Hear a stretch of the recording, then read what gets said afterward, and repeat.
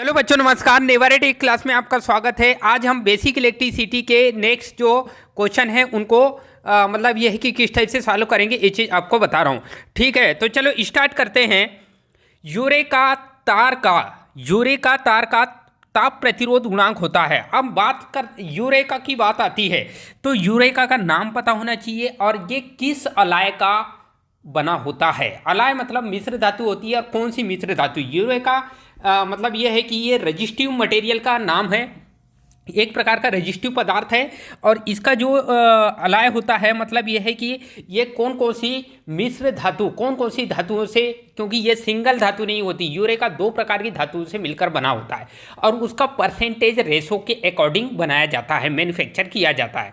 ठीक है, तो मैं आपको बता दूं कि यूरेका बनाने के लिए, ठीक है, बहुत अच्छे से ध्यान से समझना, कॉपर चाहिए कितना, Cu मतलब होता है कॉपर, और कॉपर चाहिए कितना 60%। कितना परसेंट बेटा? 60% यूरेका के लिए। यूरेका थोड़ा ब्लैक टाइप का मतलब दिखाई देता है, जनरली इससे रियोस्टेट वगैरह बनाते हैं। ये वोल्टेज को कंट्रोल करने का भी काम करता है। ठीक है, और इसका नेक्स्ट एप्लीकेशंस वगैरह होते हैं, जैसे ओम के नियम का सत्यापन करते हैं तो वहाँ पे यूरेका तार वाला उसका यूटिलाइज भी कर सकते हैं हम। ठीक है, और मतलब ये है कि हीटिंग पर्पज के लिए होता है और इससे मतलब ये है कि रेजिस्टेंस, एक प्रकार का रेजिस्टेंस होता है और वो रेजिस्टेंस को जो मतलब ये है कि कम ज़्यादा कर सकते हैं हम, वेरिएबल रेजिस्टेंस होता है ये। यूरेका से क्या बनाया जाता है तो वेरिएबल टाइप के रेजिस्टेंस बनाए जाते हैं। ठीक है, तो 60% कॉपर होता है, कितने परसेंट? 60%, और प्लस निकेल कितना होता है तो Ni मतलब होता है निकेल, और निकेल होता है 40%। अब ये कैसे मैन्युफैक्चर किया जाता है? मान लेते हैं कि ये कॉपर का कोई कॉपर का तार होता है और इस तार के जस्ट ऊपर, ठीक है, ये तार के जस्ट ऊपर हम मतलब जनरली क्या होता है, कोई भी तार के ऊपर हम क्या करते हैं, लेप कर देते हैं। उसी प्रकार से 40% का जो कोटिंग होती है वो लेप की कोटिंग होती है, मतलब निकेल की कोटिंग होती है। मतलब कॉपर के ऊपर निकेल की हम क्या कोटिंग कर देते हैं। अब निकेल का फायदा है कि इसमें कोरोजन मतलब किसी प्रकार का कोरोजन जंक नहीं लगता। दूसरी बात ये होता है कि ये नमी से भी मतलब प्रोटेक्ट करता है। ठीक है, नमी से प्रोटेक्ट करेगा, जंक नहीं लगाएगा। ठीक है, और उसका रेजिस्टिविटी बढ़ा देगा। क्या बढ़ा देगा? क्योंकि कॉपर का प्रतिरोध थोड़ा कम होता है, लेकिन जैसे ही हम नाइक्रोम वहाँ पे अलाय कर देंगे या मिला देंगे, मिक्स कर देंगे, तो क्या हो जाएगा, इसका रेजिस्टिविटी प्रॉपर्टी थोड़ी सी बढ़ जाएगी। मतलब एज ए रेजिस्टेंस की तरह उपयोग किया जाएगा इसका। ठीक है, तो यूरेका तार का जो ताप गुणांक की बात कर रहा है, मतलब ताप गुणांक की बात कर रहा है, टेम्परेचर कॉफिशिएंट कहते हैं। ताप गुणांक को क्या बोला जाता है बेटा?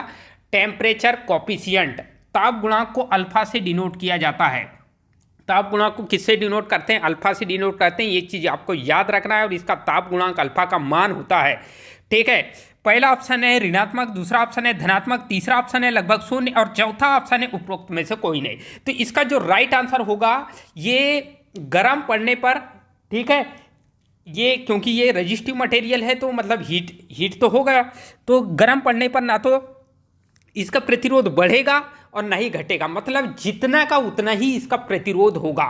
इसलिए याद रखना कि इसका जो ताप गुणांक होता है वो लगभग शून्य के बराबर होता है। ये चीज़ याद रखना, मतलब शून्य से थोड़ा सा ज़्यादा होता है, लेकिन लगभग माना 0.0000 इस टाइप से, मतलब 54, 53 इस टाइप से ऐसा इसके मान होते हैं।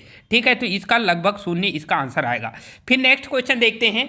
बहुत ही अच्छा फेमस क्वेश्चन है, बहुत ही इंपॉर्टेंट क्वेश्चन है, ये याद रखना है आपको। थोड़ा सा लंबा क्वेश्चन है, पढ़ने में आपको थोड़ी सी दिक्कत जाएगी, लेकिन और सॉल्व करने में थोड़ी दिक्कत जाएगी, लेकिन बहुत आसान, बहुत ईजी वे में आपको बताऊंगा। एक एल्यूमिनियम तार के टुकड़े का व्यास, ठीक है, उसके मूल व्यास के, मतलब उसका जो मूल है फंडामेंटल व्यास के, पहले के व्यास के से खींचकर आधा कर दिया गया है।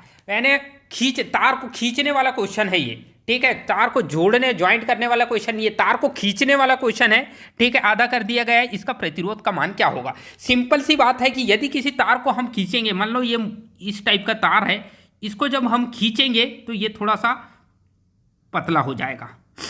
ठीक है, ये क्या हो जाएगा? पतला हो जाएगा। मतलब ये है कि इसका व्यास, इसका जो व्यास पहले था उससे क्या हो जाएगा, ये व्यास थोड़ा सा आधा हो जाएगा और लंबाई कितनी हो जाएगी? 2 गुनी। ठीक है, इसका जो खींचेंगे तो क्या होगा, व्यास D/2 हो जाएगा। व्यास को डायमीटर से व्यक्त करते हैं और व्यास कितना हो जाएगा d/2 और लेंथ हो जाएगी 2l। ये चीज़ आपको याद रखना है। फिर अब उसके बाद कैसे चालू करते हैं ये चीज़ बता रहा हूँ। फार्मूला होता है हमारे पास r बराबर क्या होता है रो L/A। r बराबर रो L/L मतलब लंबाई, ये तो नियतांक है, नियत होता है प्रतिरोधकता, ठीक है। हर पदार्थ के लिए अलग अलग होती है, फिक्स होती है, उसके मान में कोई चेंजेस नहीं आता, पदार्थ पे निर्भर करता है क्योंकि प्रतिरोधकता। एल लेंथ है और ए मतलब होता है क्रॉस सेक्शन एरिया की बात कर रहा। अब हमको डायमीटर दिया हुआ है तो एरिया कैसे निकालेंगे ये चीज़ आपको फार्मूला बता रहा हूँ मैं, ठीक है। किसी भी तार का एरिया निकालने का मतलब ये कि कोई भी तार है, ठीक है, तार के एरिया निकालने का फार्मूला ए बराबर होता है πr²। क्या होता है πr², एरिया निकालने का फार्मूला होता है।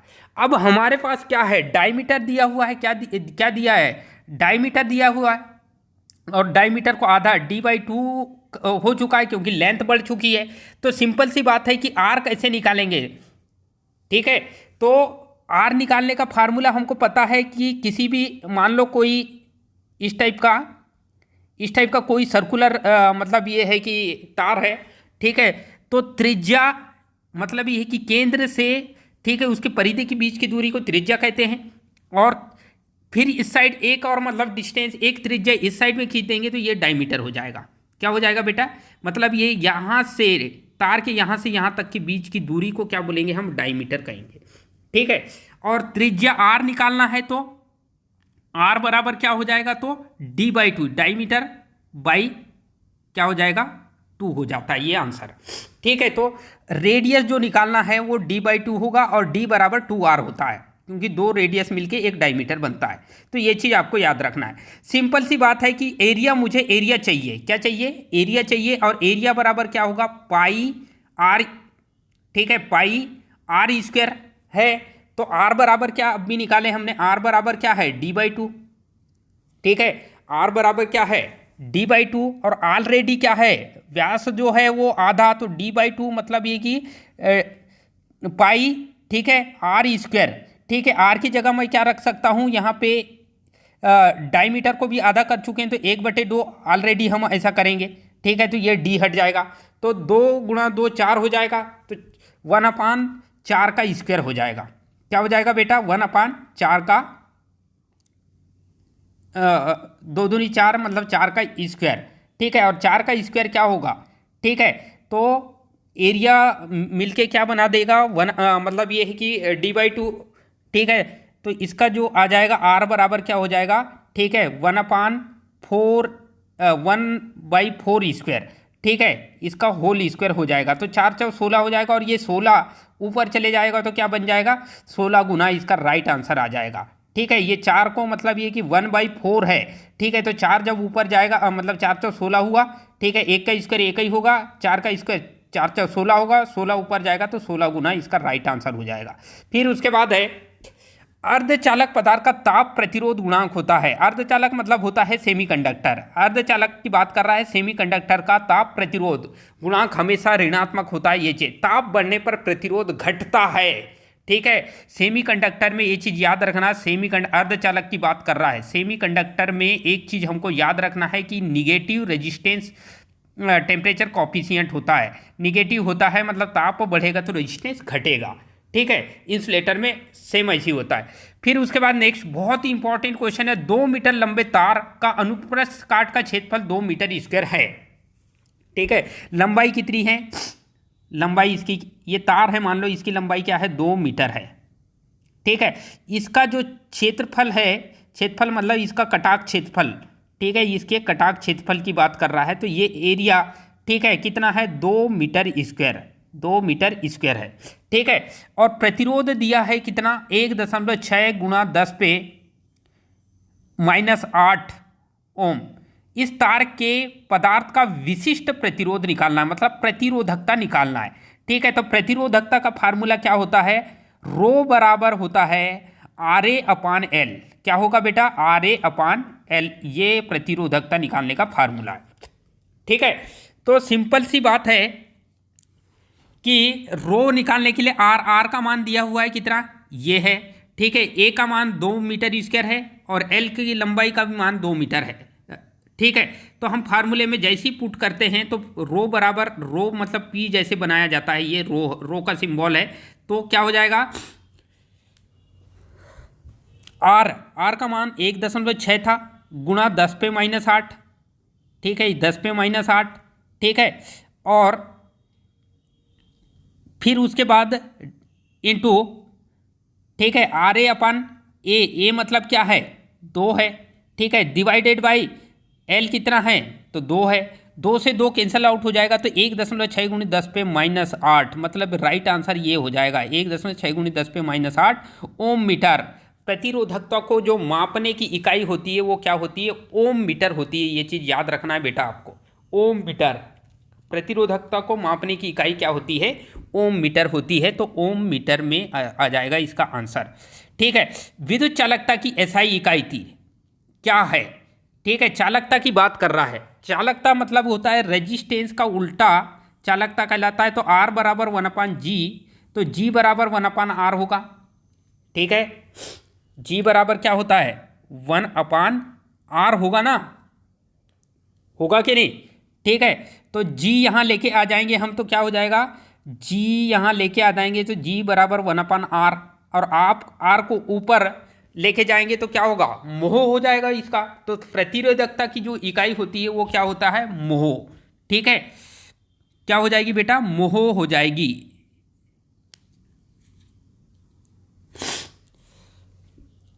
सॉरी, चालकता की इकाई जो हो जाएगी वो क्या होगा, मोह मीटर हो जाएगी, ठीक है। ये चीज़ आपको याद रखना है। फिर नेक्स्ट है, 0 केल्विन ताप पर जर्मेनियम खालिस्तान की तरह व्यवहार करता है। 0 केल्विन ताप की बात कर रहा है, 0 केल्विन पर, ठीक है। किसकी बात कर रहा है बेटा, 0 केल्विन की बात कर रहा है। और 0 केल्विन पर ये क्या है, इंसुलेटर की तरह व्यवहार करता है, चालक की तरह व्यवहार करता है जर्मेनियम। ध्यान रखना, जर्मेनियम क्या है, जर्मेनियम का परमाणु क्रमांक आपको जनरली पता होगा, जर्मेनियम का 32 होता है परमाणु क्रमांक, ठीक है। और ये कौन सा पदार्थ है, तो चतुस्संयोजी 4 संयोजकता वाला पदार्थ है। इसका 0.7 वोल्ट ब्रेकडाउन वोल्टेज होता है, मतलब वोल्टेज जो गैप होता है, एयर गैप कितना होता है, तो 0.7 वोल्ट। या बैरियर वोल्टेज भी अगर पूछा जाता है कि बैरियर वोल्टेज की 0.7, परमाणु क्रमांक कितना है, तो 32, और इसका जो संयोजकता कितनी है ये कभी पूछ लेता है आपको। तो ये चीज़ याद रखना कि 4 इसकी संयोजकता होती है।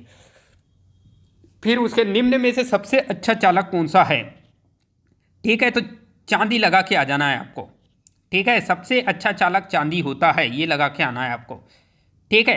फिर उसके बाद नेक्स्ट क्वेश्चन देखते हैं, एम्पियर आवर खालिस्तान की इकाई है। एम्पियर आवर किसकी इकाई है, तो ध्यान रखना, एम्पियर हावर नहीं बोल रहा है, आवर, ठीक है।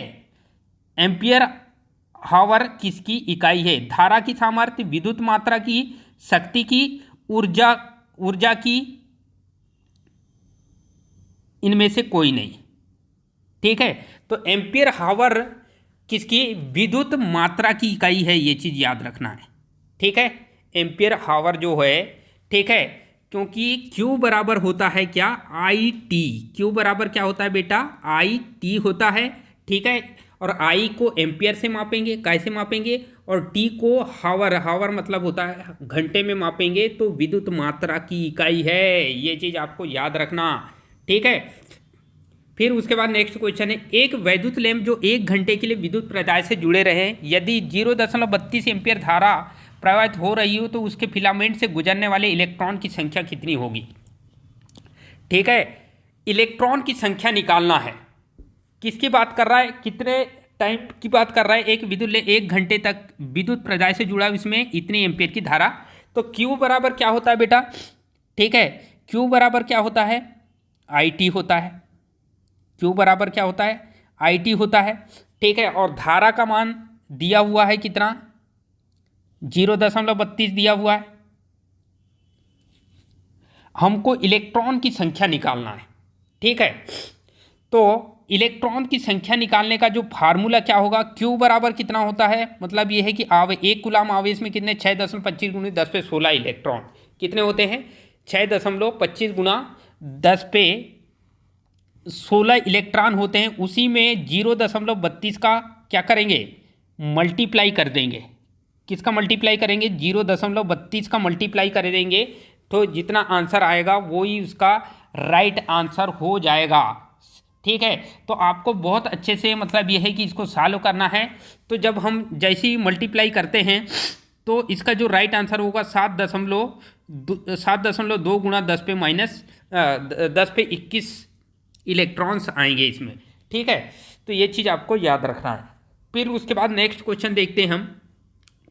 एक विद्युत हीटर पर 2000 वाट और 200 वोल्ट अंकित है, इसकी कुंडली का प्रतिरोध।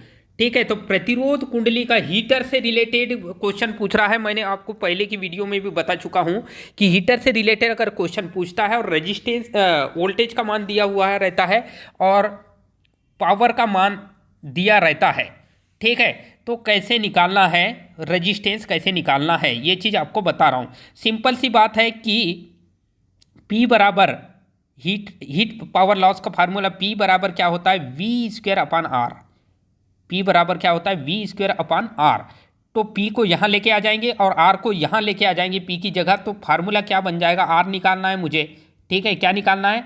R निकालना है। सिंपल सी बात है, जब R निकालोगे आप तो R बराबर क्या हो जाएगा? V² एज इट इज रहेगा जैसे कि वैसे, divided by P is equal to V² मतलब वोल्टेज का स्क्वायर और 200 गुणा 200 कर देंगे हम। कितना बेटा? 200 गुणा 200 कर देंगे डिवाइडेड में।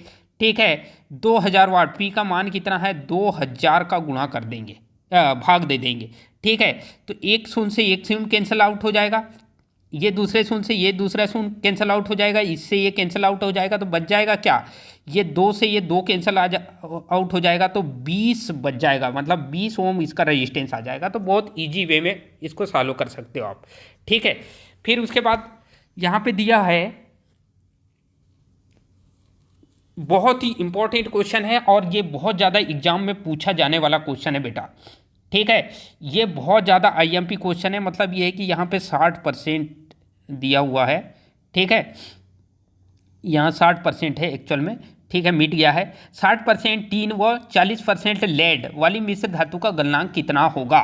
ठीक है, 60% टीन और 40% लेड। ठीक है, तो ये टीन और लेड, ठीक है, ये एक प्रकार की मिश्र धातु है और ये टीन और लेड का मिश्रण क्या होता है? तो सोल्डर वायर बनता है बेटा। कौन सा वायर बनता है? सोल्डर वायर बनता है। सोल्डरिंग करने के लिए सोल्डर वायर, जो जहाँ पे कइयाँ लगा के आप सोल्डर करते हो। तो 60% टीन और 40% लेड। टीन प्लस लेड होती है। तो इसका जो डिग्री, ये गलनांक, यदि आप मेरी वीडियो को फर्स्ट वीडियो, सबसे स्टार्टिंग वाली वीडियो जो सोल्डर से रिलेटेड है, उस वीडियो में मैंने पूरे एक एक चीज़ बता दिया हूँ। ठीक है, कितने परसेंट मिश्र धातु होगी तो कितना टेम्परेचर रखना होगा, कितने परसेंट, तो वो पूरा डाटा टेबल है, आप उसको जाके वहाँ पे वॉच कर सकते हो और उसको पढ़ सकते हो।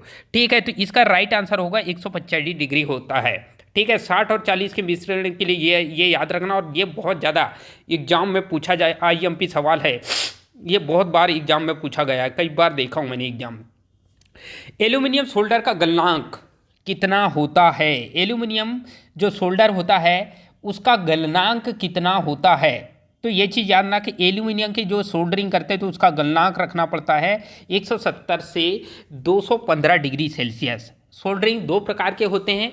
ठीक है, 300 से अगर कम नर्म सोल्डर होता है और एक होता है हार्ड सोल्डर, कठोर सोल्डर। नरम सोल्डर और कठोर सोल्डर। तो नरम सोल्डर जो होता है वो 300 से उसका तापमान जो रखा जाता है, सोल्डरिंग टेम्परेचर रखा जाता है 300 से कम डिग्री सेल्सियस और 300 से अधिक डिग्री सेल्सियस हार्ड सोल्डर के लिए रखते हैं हम। ठीक है, तो एल्यूमिनियम सोल्डर जो होगा, हार्ड सोल्डर में हम जनरली क्या होते हैं, इस जनरली टाका लगाना भी कहते हैं। ठीक है, सॉफ्ट सोल्डर को क्या बोलते हैं हम बेटा? सॉफ्ट सोल्डर को क्या बोलते हैं? तो सॉफ्ट सोल्डर को सोल्डरिंग कहते हैं और जो हार्ड सोल्डर को हम हार्ड सोल्डर को क्या बोलेंगे? तो हम ब्रेजिंग भी कहते हैं। सोल्डरिंग, सॉफ्ट सोल्डर मतलब सोल्डरिंग और हार्ड सोल्डर मतलब ब्रेजिंग होता है। ब्रेजिंग जैसे ही होता है, इसी को ब्रेजिंग कहते हैं। मतलब ये है कि जब कोई भी हम जो मेटल के या कोई भी धातु की जो बर्तन वगैरह होती हैं उनमें क्या होता है, टाका लगाते हैं। ठीक है, तो उस टाका लगाने की क्रिया को क्या बोलते हैं हम? ब्रेजिंग कहा जाता है। ठीक है, तो इसका राइट आंसर क्या होगा? 170 से 215 degree Celsius. 2.5 mm PVC insulated ताम्र तार के जोड़ सोल्डर करने के लिए खालिस्तान का सोल्डरिंग आयरन प्रयोग किया जाता है। ये बहुत ही ज़्यादा एग्जाम में पूछा जाने वाला क्वेश्चन है, आईएमपी क्वेश्चन है, ये चीज़ आपको याद रखना है, कई बार पूछा गया है। तो 2.5 mm स्क्वायर पीवीसी इंसुलेटेड ताम्र तार, ठीक है, तो 2.5 mm के तार को तो 75 वाट 230 वोल्ट देना, ये चीज़ आपको याद रखना है। कितना देना है बेटा? 75 वाट का सोल्डर आयरन यूज करना है, ठीक है, जो आप यूटिलाइज करते हो, जैसे कि मान लो मेन सप्लाई से कनेक्ट करके सोल्डर आयरन मतलब कइयाँ कहते हैं जिसको गर्म करते हैं हम। 75 वाट 230 डिग्री सेल्सियस इसका राइट आंसर हो जाएगा। सोल्डरिंग के दौरान सोल्डर बार बार शीघ्रता से पिघलता जाता है। इसे ठीक करने के लिए सोल्डर में खालिस्तान की मात्रा मिलाई जाती है। मतलब ये कि बहुत ज़्यादा मात्रा में पिघलने लगता है, ठीक है, तो कम मात्रा में पिघले, क्योंकि बार बार क्या होता है पिघल के फिर नीचे गिरते जाता है ना, प्रॉपरली सोल्डर नहीं कर पाता, ठीक है। तो इसको मतलब ये है कि मेंटेन करने के लिए कि क्या करते हैं, तो हम क्या करते हैं कि उसको ठीक करने के लिए हम क्या करते हैं, टीन और मिला देते हैं, उसमें टीन की मात्रा और थोड़ा सा मिला देते हैं, तो वो जल्दी मतलब यह है कि मेल्ट नहीं हो पाता। टीन जितना ज़्यादा मिलाओगे तो मेल्टिंग मतलब टेम्परेचर पॉइंट उसका बढ़ते जाता है, ये चीज़ आपको याद रखना है, ठीक है। एल्यूमिनियम सोल्डर में जिंक की मात्रा को कम रखने का उद्देश्य क्या है? यानी एल्यूमिनियम की जब सोल्डरिंग करते हैं तो जिंक की मात्रा को कम रखने का उद्देश्य क्या है, ठीक है। ये चीज़ बहुत ही इंपॉर्टेंट क्वेश्चन है और बार बार एग्जाम में पूछा जाने वाला क्वेश्चन है। एल्यूमिनियम सोल्डर की बात है, जिनकी मात्रा को कम रखने का मुख्य सोल्डर का एल्यूमिनियम के साथ आसानी से मिश्रण बनने, ठीक है, कम इसलिए रखा जाता है कि वो जो सोल्डर जो है एल्यूमिनियम के साथ आसानी से मिश्रण बना ले, ठीक है, इसलिए उसको कम रखा जाता है। फिर एक लग को केबल के साथ सोल्डिंग करने के पूर्व निम्न में से एक को खालिस्तान टीन करना चाहिए, ठीक है। इसका जो लग और चालक, ठीक है, सोल्डरिंग जो होता है, अगर मान लो केबल में लग और चालक को सोल्डर करना है बस, ठीक है। तो जैसे कि मान लो ये कोई केबल है, ठीक है, और यहाँ पे हम क्या लगाते हैं, इसमें इस टाइप का ऐसा लग लगा देते हैं और ये लग को, ठीक है, लग या तो एल्यूमिनियम का बनाया जाता है या कॉपर का बनाया जाता है या ब्रॉस का बनाया जाता है और ये यहाँ पे सोल्डर करते हैं ताकि ये केबल निकले ना, ठीक है। तो आई होप कि ये क्वेश्चन, तो लग और चालक को हम क्या करते हैं, सोल्डर करते हैं, ये चीज़ याद रखना। मृदु सोल्डर मतलब होता है क्या, सॉफ्ट सोल्डर, मिश्र धातु का गलनांक, बहुत ही इंपॉर्टेंट है। अब भी मैंने आपको बताया कि सॉफ्ट सोल्डर है और हार्ड सोल्डर होता है, दो प्रकार के सोल्डर होते हैं, एक सॉफ्ट होता है और एक हार्ड सोल्डर। सॉफ्ट सोल्डर में 300 से कम डिग्री रखते हैं, ठीक है, और हार्ड सोल्डर में 300 से अधिक डिग्री का यूज करते हैं, मतलब टेम्परेचर कॉफिशिएंट ज़्यादा रखते हैं। तो ये राइट आंसर आ जाएगा 300 से कम, ठीक है, ये चीज़ आपको याद रखना है। फिर नेक्स्ट क्वेश्चन है, किसी जोड़ पर सोल्डिंग करने का उद्देश्य खालिस्तान में सुधार करना होता है।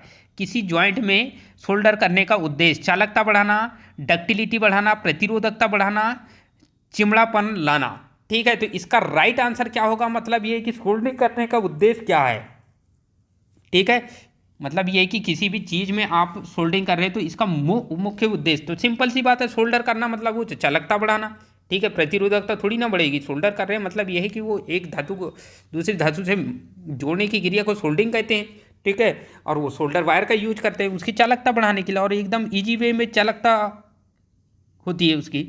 सोल्डरिंग के पूर्व केबल जोड़ को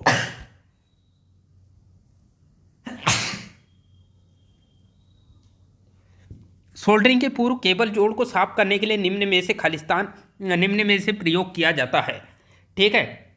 किसका यूज करेंगे हम, रेगमार का यूज करेंगे, पेट्रोल का यूज करेंगे, थिनर का यूज करेंगे, चाकू का यूज करेंगे, इनमें से किसका यूज करेंगे? तो रेगमार का यूज करोगे, ठीक है, ताकि उसको पूरा जंक वंक को हटा दिए और उसके बाद सोल्डर कर दिए, है ना, ठीक है। फिर उसके बाद नेक्स्ट है 40 नंबर का क्वेश्चन देखिए, एल्यूमिनियम केबल के सिरे पर लगे सोल्डर करने के लिए एल्यूमिनियम केबल के सिरों पर लग सोल्डर करने के लिए खालिस्तान का प्रयोग होना चाहिए, ठीक है। किसकी बात कर रहा है, एल्यूमिनियम की बात कर रहा है, और वहाँ पे जो मतलब ये है कि जो लग लगाना है, ठीक है, केबल में जो लग लगाते हो, लग क्यों लगाते हो, तो उसको मतलब ये है कि ज्वाइंट करने, किसी भी चीज़ में ज्वाइंट करने के लिए लग लगाया जाता है, ये चीज़ याद रखना, ठीक है। तो एल्यूमिनियम का ही ज्वाइंट